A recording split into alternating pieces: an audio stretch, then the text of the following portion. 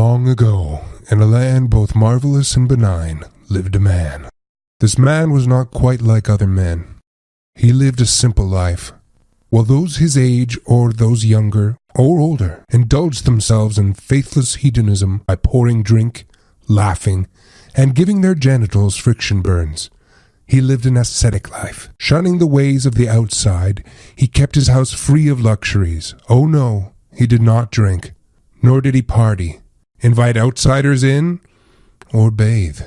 All these activities were secondary to his enlightenment.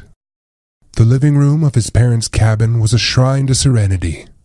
The soothing cries of vaporized aliens hummed from the television set which he was often prone in front of. In one hand, he ritually tapped his thumb against his phone.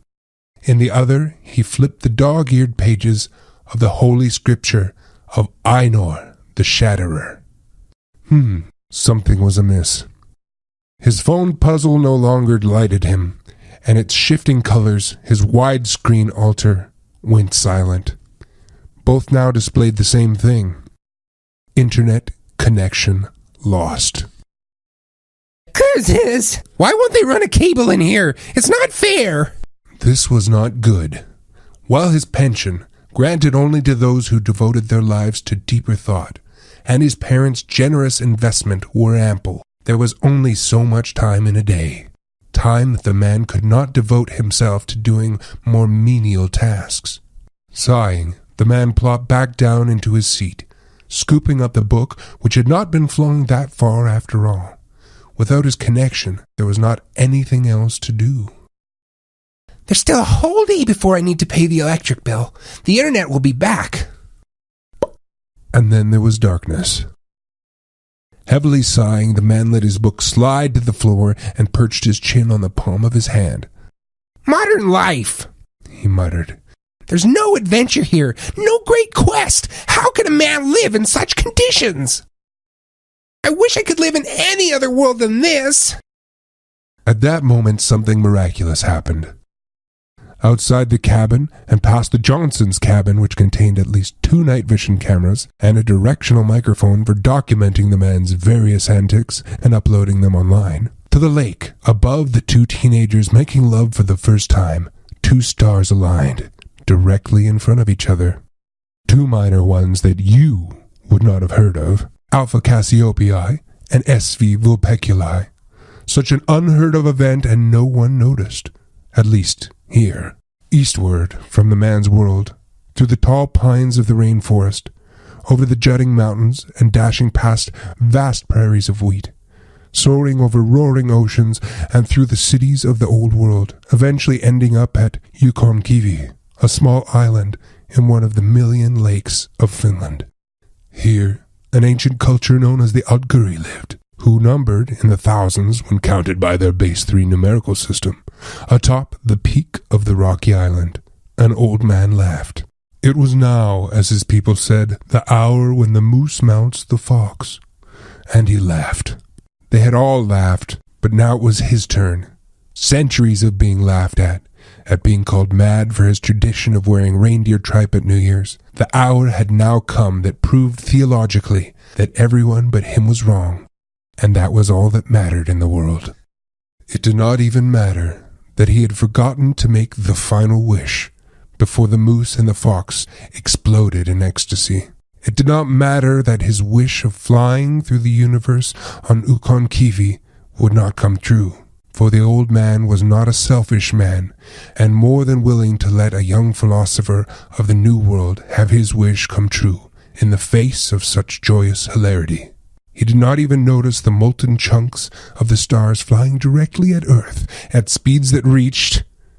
Well, it's not like he could have calculated it in time anyways. The man in the cabin, the man who was blessed with the final wish, had been blessed enough to miss the sound and the smell of his planet and cabin being consumed by starfire. In fact, during the picosecond before impact, he felt the temperature increase a little and felt exceptionally cozy.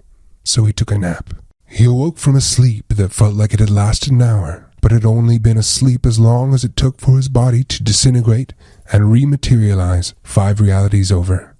Upon opening his eyes, he found himself leaning against a tree by a gentle trickling stream. His first thoughts went to his rear, for it was moist and covered in soil. His second went to the world around him. Where am I? And scanning the area, he found majestic and unusual white pine trees dwarfing him in all directions. Forward through the meadow, a small, idyllic farm hid behind the thick trunks, in the shadow of a mountain whose peak seemed to spiral like a minaret into the heavens. This is an Earth. This is an Earth! Dashing through the woods towards the farm, ignoring the various fantastical samples of animal dung that clung to his lime-green shoes, he cried out for joy. Adventure, glory, exploration. It was all his. No more would he live out in dull misery. Slowing to a trot, he began to imagine what journeys lay ahead. Perhaps he should buy a sword or a mace, or maybe march off to see what the road has to offer. What kinds of people would he meet? Perhaps he would be the only human. Wouldn't that be interesting? What kinds of species, then?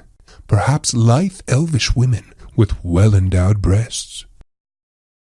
A large, hunch-over figure sat on a log fence surrounding the empty field. Facing away from the man, his heel tapped at the fence to some unknown tune.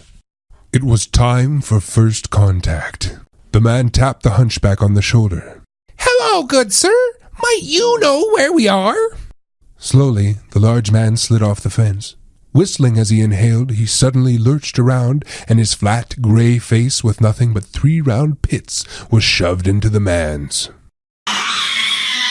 Was the shriek that came from the depths of the bottom of the pit. The man stumbled back, falling onto his bottom, choking on his breath. As he crawled back, the hunchback reached down towards the man with taloned fingers. From the pit top came... Screaming, the man shoved himself to his feet and took off down the road. One of his green shoes slipped off into the mud road, but the man did not delay for a second and was soon far away from the farm. Leaning over and reaching through the fence, the hunchbacked man pulled the shoe to him with a single talon and picked it up, bringing it to his face. With a heavy he placed the shoe gently on the fence post and went back to his chores. This wasn't right. This wasn't right at all. This was supposed to have been glorious, an event to remember. The man rushed through his thoughts. What would Einor have done in a situation like this? He probably would have run down the foul monster and engaged in congress with his 1,000-fold fairer daughters. That's how these things work, right? Get a grip! Come on! He thought to himself, taking deep breaths and rubbing his temples. Get a grip! Come on! He thought once again, growing a little bolder. Adventures were not predictable things. They were experienced. He was certain Einor ran into something like this on occasion. Were he not a fictional character, dreamed up by a pulp writer, suffering from syphilis and mercury-related madness? Spirits raised, he marched down the road, coming across a lone inn. All manner of beings, whether white, red, orange, or even magenta, lounged outside, drinking from generous tankards, and each one of them stared at the man, the freak that he was. But it didn't matter. The man was inside the tavern and no longer fearful of this brave new world. He brushed aside a barmaid with 2 insectoid heads, casually walked by a headless torso with anteater snouts for hands. He was a little unnerved by a humanoid bartender with thousands of eyes instead of skin. I mean, they blinked and squished and everything, but otherwise the man was feeling good. Staring at the man, the bartender tried to communicate with coded blinking. The man was a cunning sort and communicated back by winking. First left, then right, right, right, left, left. A tankard of pink beer was placed in front of the man, who grinned wildly and chugged the whole drink down. It should be noted at this point that the man was in fact a human, a biped race that is noteworthy for having one stomach that contains a mucous membrane that is very efficient at digesting human food and drink. Unfortunately, as the man was soon finding out as his stomach began to liquefy, it had the very opposite reaction in this world. He didn't make it past the bar stool before collapsing and having his vital organs escape their fleshy prison. And so ends the tragic tale of this man, the modern-day philosopher, and the one man who had his dream come true. His legacy will live on forever, first being a sign that says, "Dog bark scree," roughly translated, tourists do not drink the water. A debt of 5 pieces of tungsten, which was collected from a vagrant who looked kind of like the man and thus a relative. And lastly, a brown stain on the tavern floor that no matter how hard the bartender tried, would not scrub clean.